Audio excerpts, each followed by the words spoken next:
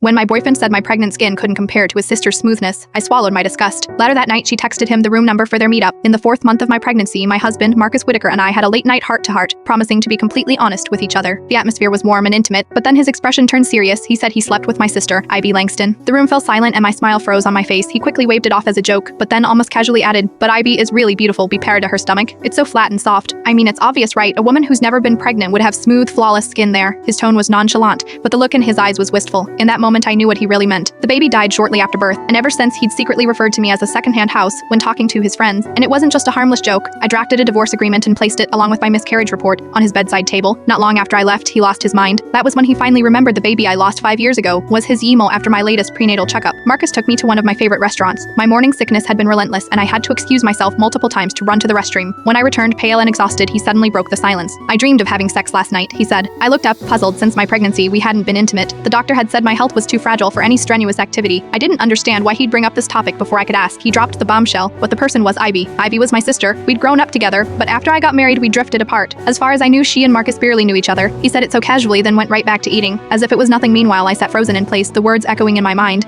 He had mentioned this before during our late-night chat. This was the second time today. What kind of man brought up sleeping with another woman twice in one day? I gripped my fork tightly. "And?" I asked, my voice tight. He glanced at me, his eyes lingering for a moment before he looked away with a shrug. And well, it felt pretty good. I couldn't eat another bite. The nausea hit me like a wave, and I barely managed to hold back the bile rising in my throat. Gagging, I bolted for the restroom. When I came out, he was waiting by the door. Without missing a beat, he reached for my hand, his grip warm and firm. "Don't take it to heart," he said lightly. I was just joking. Then he leaned in, pinching my pale cheek as if to tease me. "Look at you, all worked up again. You are still as timid as ever." His tone was so casual and so unbothered, like he truly believed he'd done nothing wrong. After paying the bill, he held my hand as we walked to the parking lot. But with every step, the chill in my heart deepened. Once we were in the car, he leaned over to buckle my seatbelt, his movements gentle and familiar. "Just wait here, okay? I'll be quick." Because of a past car accident, I developed a fear of cars. To reassure me, he always held my hand during drives. Even when he had to step away, he'd make sure I was calm before leaving. He was still so attentive and careful. If I hadn't heard his words with my own ears, I would have believed he was the perfect husband as I sat there. I noticed his phone on the seat. The screen lit up, and a message popped up from always the same place tonight. I've already booked the room. My chest tightened, and my hands trembled as I stared at the screen. So it wasn't just a joke in the distance. I saw Marcus turning back, probably realizing he'd forgotten his phone. I closed my eyes, forcing down the storm of emotions rising inside me. Taking a deep breath, I lapped the screen and placed the phone back where I'd found it. Marcus opened the car door, scratching his head with a sheepish smile. "Look at me. I forgot my phone." He unlocked the phone, and when he saw the message, a faint glimmer of satisfaction flashed across his face. I caught the shift in his expression, but said nothing. When he came back, he was holding a big bag of food. He handed me a cup of steaming coffee and said with a casual tone, "I am sorry, you'll have to take care of yourself tonight. I am heading out to play a few rounds with him." I glanced at the bag on the seat behind him, mostly ready to eat meals. He said it so easily, as if everything was in perfect order.